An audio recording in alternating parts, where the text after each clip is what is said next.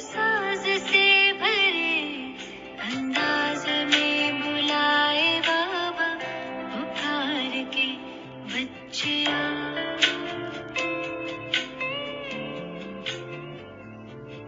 सितारों से दूर सितारों का जहां रहता परम सितारा बेहद सुकून वहां।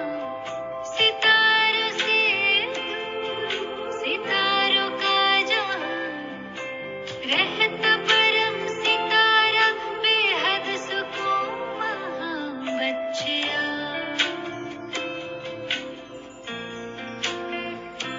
बच्चिया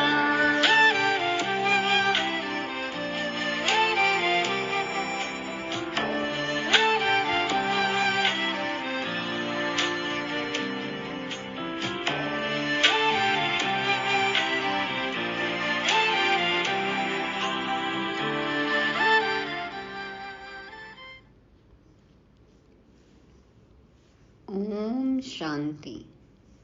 नेगेटिव को पॉजिटिव में बदलने वाले स्व परिवर्तक सो विश्व परिवर्तकों को सोमवार की गॉडली मॉर्निंग। जाना है अब हमें आवाज से परे अपने धाम, परम धाम, निर्वाण धाम। भक्ति पूरी हुई, अब ज्ञान भी पूरा हुआ। अब जाना है घर, फिर आना है प्रारब्ध भोगने स्वर्ग में। कौन आएंगे सुख की दुनिया में? जिन्होंने बाप को अच्छी रीति पहचान श्रीमत अनुसार पुरुषार्थ किया है, वही है वर्षे के हकदार। बाबा कहते ये बातें हमें बड़ी युक्ति से सबको समझाना है। भक्ति में प्रचलित किस्से कहानियों का भी सही अर्थ बताना है। यही है हम खुदाई खिदमतगारों का कर्तव्य। तो तैयार हैं सभी? तैयार हैं तो लेते हैं शिव पिता के 5 जून 2023 के डायरेक्शन। मीठे बच्चे, इस समय तुम सबकी वानप्रस्थ अवस्था है। तुम्हें वाणी से परे अब वापस घर चलना है, इसलिए बाप को याद करो। चाहे बच्चे हों, चाहे बूढ़े हों, चाहे जवान हों, सबको अब वाणी से परे जो रहने का स्थान है वहाँ निर्वाण धाम जाना है, घर वापस जाना है। बाबा कहते इसलिए बाप को याद करो। भारत में जो वर्ण व्यवस्था है उसमें क्या समझते कि 50 से 75 साल, ये जो इस बीच की आयु है, इसमें गृहस्थी पूरी हुई और अब वन की तरफ चले जाना है। लेकिन बाबा ने हमें बताया सबकी वानप्रस्थ अवस्था है, वाणी से परे, आवाज़ से परे रहने के स्थान में हमें जाना है। नाटक अब पूरा हुआ, इसलिए बाबा को याद करना है। प्रश्न है 21 जन्म सुख मिलने का आधार क्या है?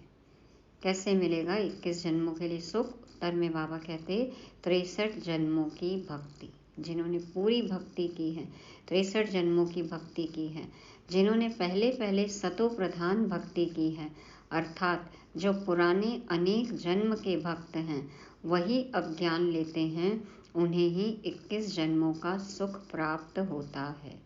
जिन्होंने अव्यभिचारी भक्ति से शुरुआत की है, बाबा की भक्ति की है और फिर ज्ञान लेते हैं बाबा से, बाबा कहते हैं उनको ही 21 जन्मों का सुख प्राप्त होता है। अभी तुम्हारा भक्ति का पाठ पूरा हुआ। बाबा कहते हैं भक्ति पूरी हो गई, भगवान तुम्हें भक्ति का फल देने आए हैं। भक्त भगवान नहीं हो सकते। भगवान अलग है, भक्त अलग हैं। भगवान आए हैं भक्ति का फल देने। क्या है भक्ति का फल?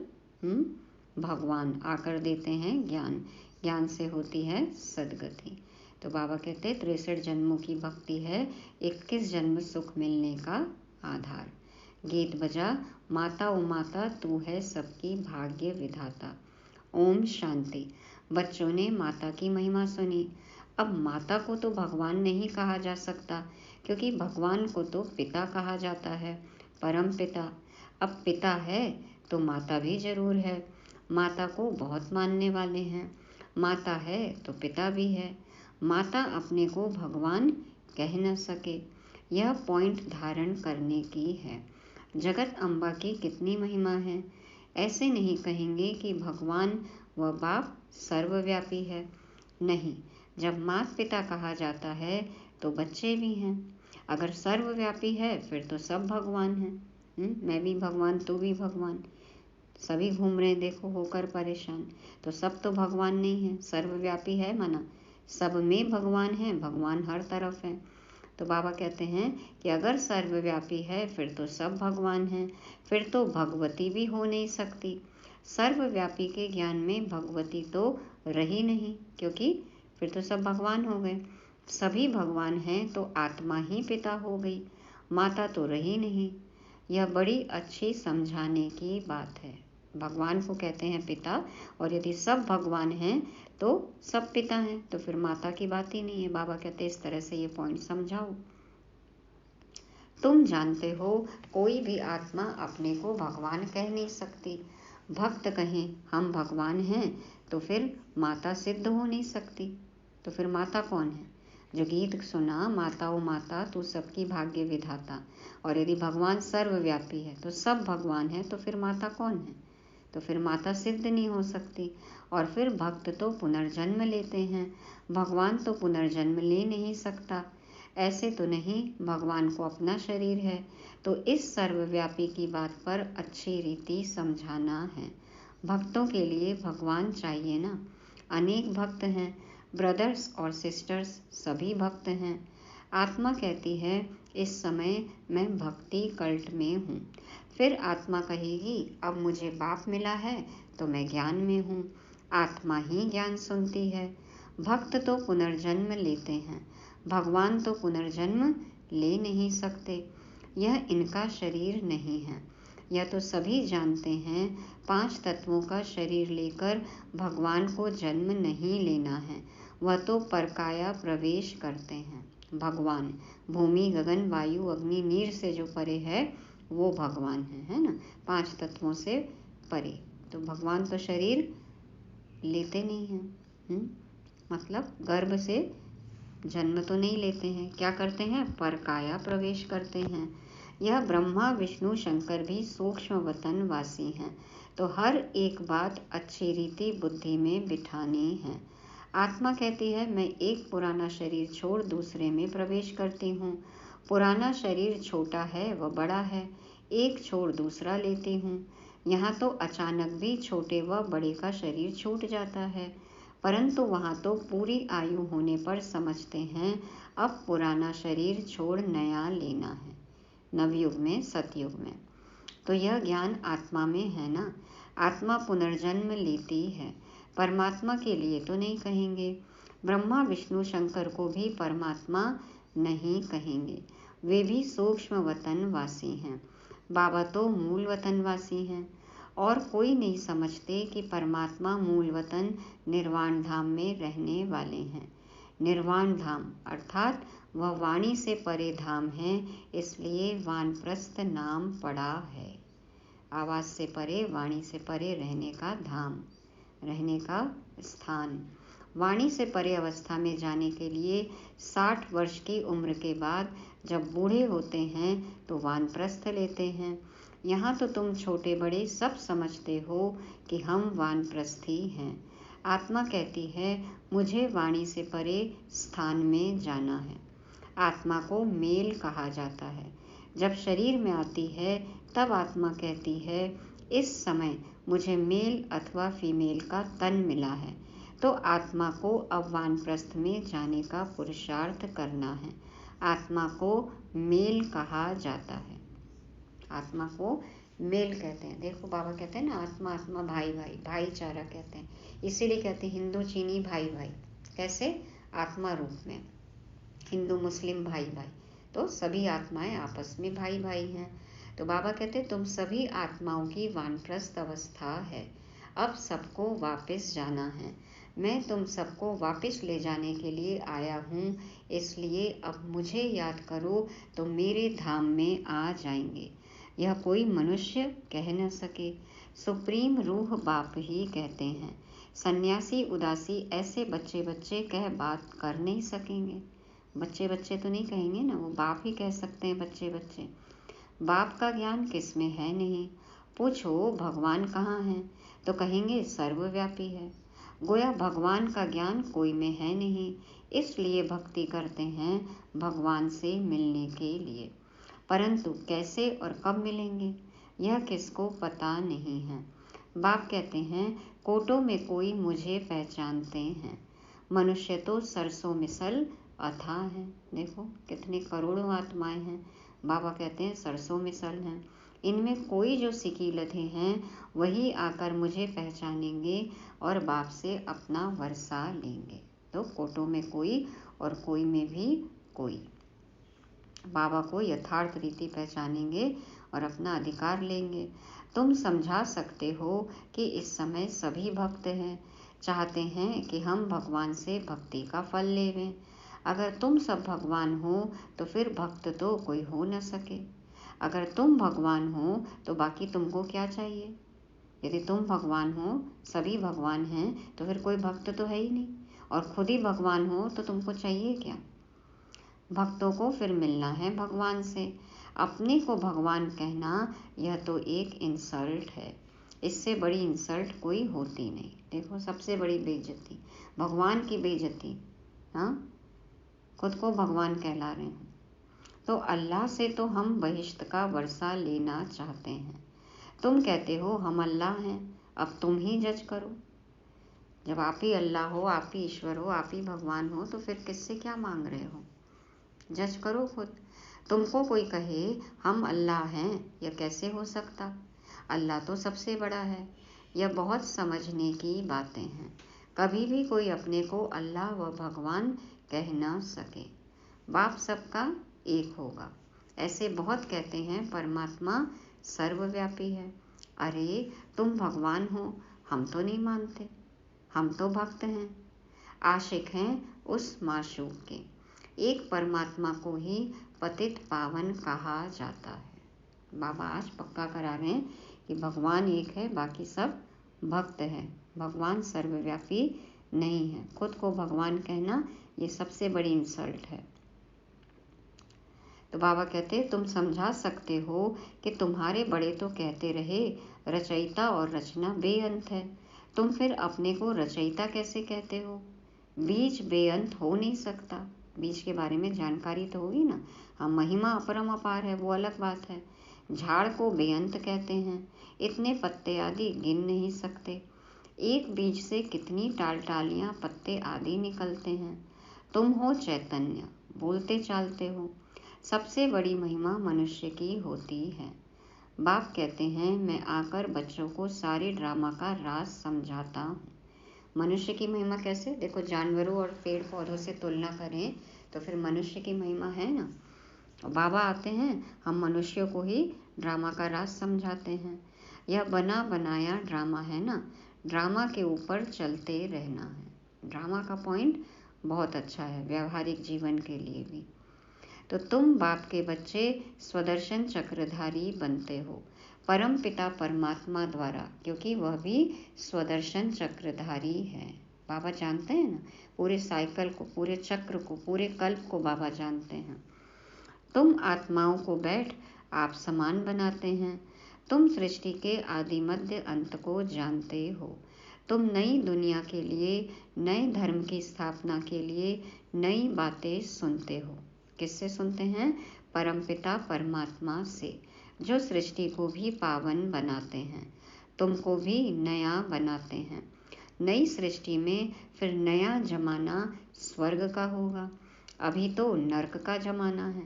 बाबा कहते हैं नई सृष्टि में फिर नया जमाना स्वर्ग का होगा और अभी तो नर्क का जमाना है। तुम नर्क के जमाने में हो। अभी परमपिता परमात्मा ही आकर तुमको स्वदर्शन चक्रधारी बनाते हैं। यह हरेक बातें नई हैं, धारण करने लायक हैं। बाबा ने नई नई बातें सुनाई ना, गुह्य बातें, तो बाबा कहते हैं इसको धारण करो। परंतु धारणा सभी को नहीं होती। धारणा होने से खुशी का नशा रहता है। ज्ञान स्वरूप बन गए, धारणा मूर्त बन गए तो खुशी के नशे में रहेंगे।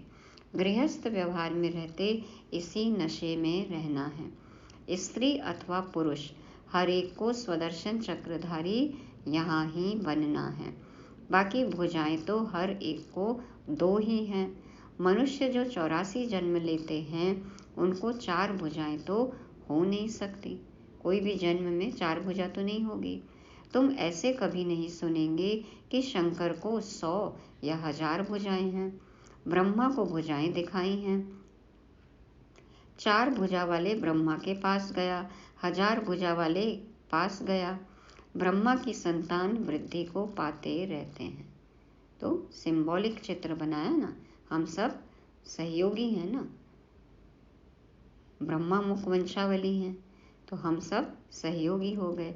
तो ब्रह्मा की संतान वृद्धि को पाते रहते हैं तो कितनी भुजाएं हो जाएंगी। प्रजापिता है ना, सृष्टि रची है तो बरोबर बाहें हैं। बाकी मनुष्य कोई 4-6 भुजा वाले होते नहीं हैं। सूक्ष्म वतन में तो कुछ है नहीं। यह सब बाप बैठ समझाते हैं। कहते हैं इसने भी बहुत शास्त्र पढ़े, गुरु किए हैं। ब्रह्मा बाबा ने भी देखो 12 गुरु किए। कितने शास्त्र पढ़ते थे, गीता पाठ करते थे। वह है भक्ति मार्ग। तुम्हारा भक्ति का पाठ पूरा हुआ। तुम ऑल राउंडर हो। शुरू से लेकर तुमने सबसे जास्ती भक्ति की है। देखो नंबर 1 भक्त ब्रह्मा बाबा। राजा विक्रमादित्य, हाँ, द्वापर से सोमनाथ का मंदिर बनवाया। तो बाबा कहते हैं कि सबसे ज़्यादा भक्ति तुम बच्चों ने की है शुरू से। भक्त तो इस समय बहुत हैं, तुम तो थोड़े बच्चे हो। बाबा कहते हैं मैं तुमको साक्षात्कार कराता हूँ। कई भक्त याद करते हैं, उनको भी साक्षात्कार कराता हूँ। तुमने ही सतोप्रधान भक्ति की है तो जरूर तुमने ही जास्ती जन्म लिए हैं। 63 जन्म तुमने भक्ति की है, उसकी एवज 21 जन्म तुमको सुख मिलता है। उसके रिटर्न में, बदले में, इनाम में हमें 21 जन्म सुख मिलता है। कितनी समझने की बातें हैं। इसलिए नए जो आते हैं उनसे फॉर्म भराया जाता है। फॉर्म बड़ा अच्छा है। क्या है उसमें? तुम्हारा गुरु कौन? गुरु किया तो जरूर भक्त ठहरा ना। तुम ही भगवान हो तो गुरु क्यों किया? देखो उन्हीं के आंसर से, उन्हीं से प्रश्न पूछो। भगवान को गुरु कैसे बनाएगा? यदि आप भगवान हो तो आप दूसरे भगवान को अपना गुरु कैसे बना रहे हो? भक्त भगवान से मिलने लिए गुरु करेंगे। तुम भगवान खुद ही हो, बाकी गुरु से क्या बनेंगे? बड़ा युक्ति से, रमजबाजी से समझाना है। बाबा कहते हैं बहुत युक्ति से, रमणीकता से, समझ से औरों को समझाओ, प्रश्न पूछो। उन्हीं के पॉइंट से बाबा कहते हैं उनके मन में प्रश्न छोड़ दो। रोज नई नई बातें समझाते हैं। मल्ल युद्ध में बड़ा युक्ति से लड़ते हैं। कोई भी मैच होता है, देखो कुश्ती हो या कोई भी तरह का मैच होता है, खेल होता है, तो उसमें कितनी युक्तियाँ डालते हैं, युक्तियाँ यूज़ करते हैं मैच को जीतने के लिए। कहाँ से फलाने को अंगूरी लगाऊं, तीर मारूं, है ना। मल्ल युद्ध में अंगूरी, तीर, ये सब शब्द यूज़ किए जाते हैं। तो बाबा कहते हैं कहाँ से फलाने को अंगूरी लगाऊं, तीर मारूं, कैसे कुश्ती के दांव पेच करूं, कैसे हराऊं।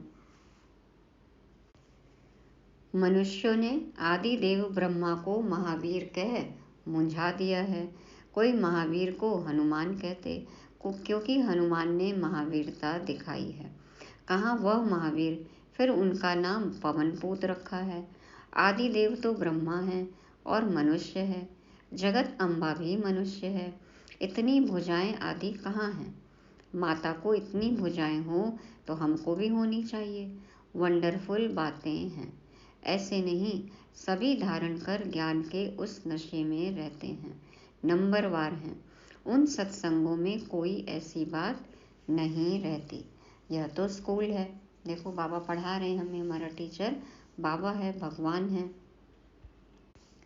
तो ये तो स्कूल है। नंबरवार बच्चे हैं। कोई को माया का तूफान आया और यह गिरा, इसलिए ब्राह्मणों की माला नहीं बन सकती है। फाइनल जब बनेंगे तो उसको रुद्र माला कहेंगे। तुम रुद्र शिव बाबा की संतान हो। रुद्र यज्ञ रचते हैं तो रुद्र का चित्र बड़ा बनाते हैं। देखो बड़े बड़े शिवलिंग बनाते हैं, शालिग्राम भी बनाते हैं, बाकी छोटे छोटे शालिग्राम बनाकर पूजा करते हैं। बाप बैठ गुह्य बातें सुनाते हैं। जो सर्विसेबल बच्चे होंगे उनको अच्छी रीति धारणा होगी और समझा सकेंगे। यह तो बड़ा सहज है, ज्ञान तो पूरा सहज है ना, बहुत सहज है। क्या बताते हैं बाबा? हम आत्मा हैं, कहते हैं ब्रदरहुड है, आत्माएं सब भाई भाई है। भाई भाई कह फिर आपस में लड़ते हैं। जब कहते हो ब्रदरहुड है फिर फादरहुड कैसे कहते हो? जब आप कहते हो हिंदी चीनी भाई भाई, हिंदू मुस्लिम भाई भाई, हम आत्माएं भाई भाई, तो फिर फादरहुड कैसे कहते हो? कैसे कहते हो हम सब भगवान हैं? सब ईश्वर कैसे कहते हो? सब भगवान भाई भाई कैसे हो सकते हैं? वह तो सब आत्माओं का बेहद का बाप है। कितनी सहज बातें हैं। तो इतनी आसान बातें, इतनी सहज बातें हैं, क्लियर पॉइंट्स हैं। बाबा कहते समझाओ इसको। तुम जानते हो ब्रह्मा द्वारा नई दुनिया की स्थापना होती है, फिर आहिस्ते आहिस्ते बढ़ती है। 1 से 2, 2 से 4 होते हैं, ऐसे वृद्धि को पाते रहते हैं। बरोबर प्रजापिता ब्रह्मा है तो जरूर नई सृष्टि रचता होगा ना। जगत पिता वह है रचने वाला, तुमको रचा है। प्रजापिता ब्रह्मा द्वारा नई प्रजा की रचना रचते हैं, अर्थात पुरानी को नया बनाते हैं। मनुष्य फिर समझते हैं सागर में पीपल के पत्ते पर आया। अच्छा, उसको फिर किसने रचा?